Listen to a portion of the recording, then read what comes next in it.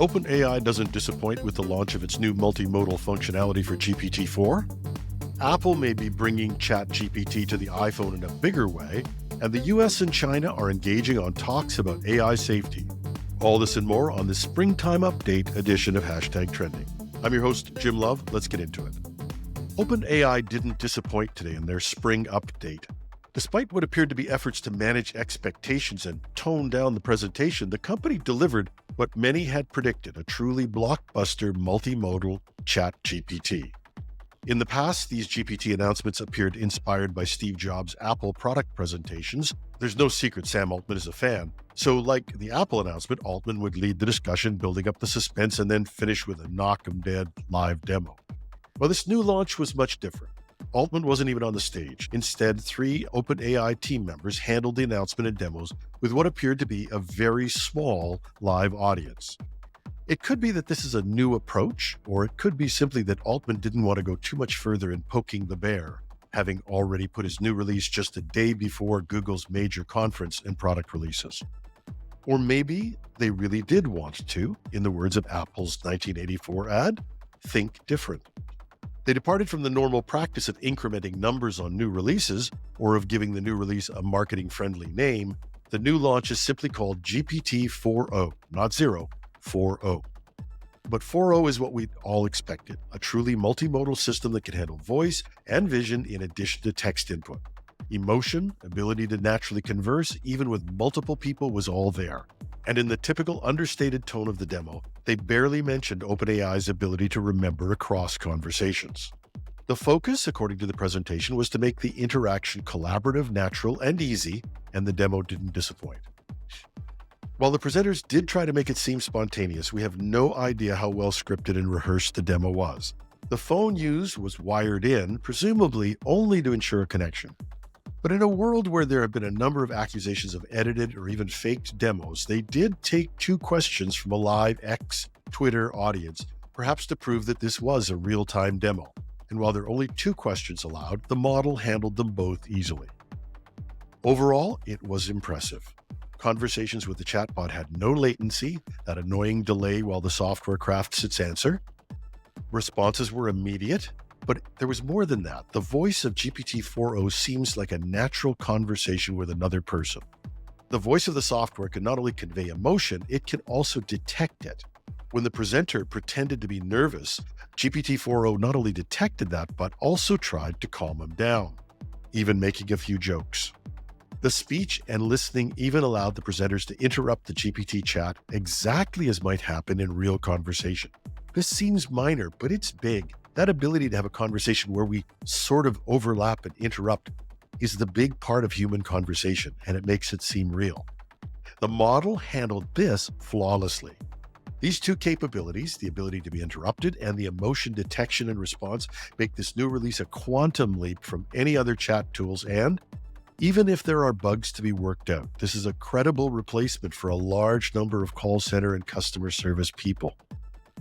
Vision for text, graphic, and facial recognition was also well done. The AI could recognize emotion on a human face. It could also solve a linear equation by reading what the demonstrator had written on a piece of paper in real time. Again, it did it step by step, perhaps to ensure that there would be no embarrassment. We know when complex problems are done step by step, AI accuracy improves. But the AI could also explain each step in the calculation and coach and encourage the presenter. This new model is not only much more capable, it's also faster, according to the presenters, and much more efficient. So much so that OpenAI says they'll be bringing these functions to the free version. They have also dropped the cost of API services based on this greater efficiency. You have to wonder if there's a new strategy to either democratize AI for the masses or to try to increase the market share of ChatGPT, or maybe both. On one hand, OpenAI is not only giving these advanced features, but it's offering the GPT store to free users. And it's also making the model available in 50 languages. Another addition will have ChatGPT having not just a phone, but a desktop app. While this was presented to make the interface more user-friendly, it may also be a great way to deal not with just latency, but with interacting with the laptop or desktop environment. In the laptop version, the model did an exceptional job of analyzing code, as well as taking a look at a graphical presentation of data and interpreting it. With all of this being rolled out in the coming weeks to free users as well as paid users, one could ask, what's in it for the paid subscribers? Apparently, the sweetener for paid users will be not increased functions, but increased capacity. Paid users will have 5 times the capacity of free users. This is the precise opposite of rival Claude AI, where careful limits keep nudging users to paid subscriptions. A couple of other news stories from today. Again, in the AI space, Apple announced that it is finalizing a deal with OpenAI to integrate ChatGPT features into the upcoming iOS 18 release. Coincidence? I think not. This would allow Apple to offer the wildly popular language model conversational AI and generative capabilities as a core part of the iPhone experience. Sources say Apple and OpenAI have been hammering out the terms for using ChatGPT in iOS 18, part of a broader push by Apple to aggressively roll out artificial intelligence across its products and services.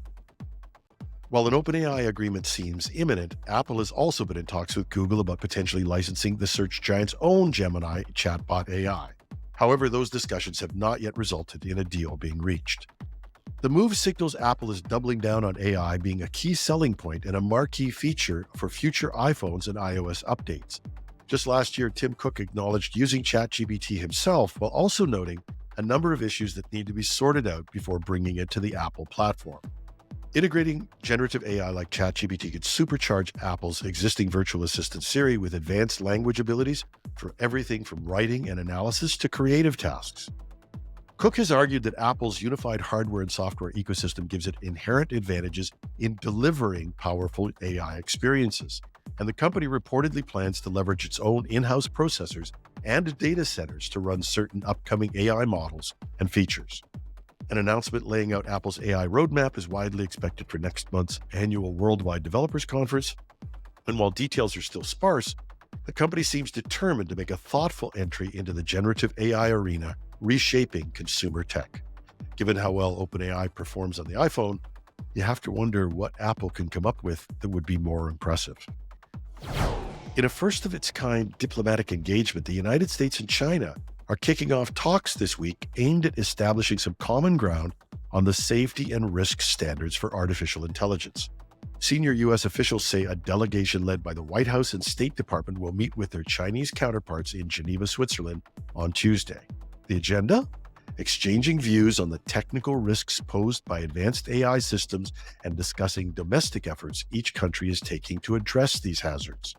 Now, this initial meeting is not expected to produce any formal agreements or joint statements. Rather, it marks an exploratory discussion between these two AI superpowers who have yet to see eye to eye on what safe and responsible development of this transformative technology looks like. The talks were prompted by the meeting between President Joe Biden and China's President Xi Jinping back in November, where they agreed diplomatic conversations on AI risk were necessary given the geopolitical stakes. And while neither side expects substantive cooperation or sharing of sensitive research, the U.S.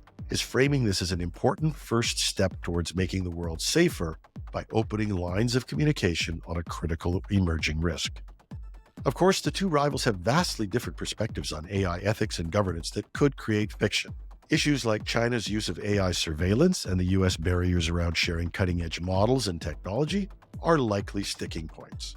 But with both governments aggressively pursuing AI breakthroughs for economic and military superiority, having some shared foundations might be prudent.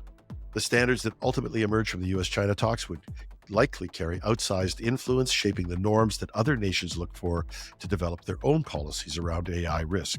So, while not a venue for solving all their AI disagreements, this Geneva meeting represents a tentative first step towards ensuring the technology's rapid progress globally doesn't outpace responsible guideposts for its development.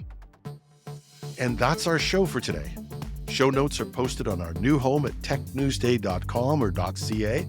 Either works, and you can play the latest or past episodes on our homepage. We're also on YouTube with our experimental video show, getting ready for bigger and better video over the summer. We love your comments and suggestions, and you can reach us at editorial@technewsday.ca. I'm your host, Jim Love. Have a terrific GPT Tuesday.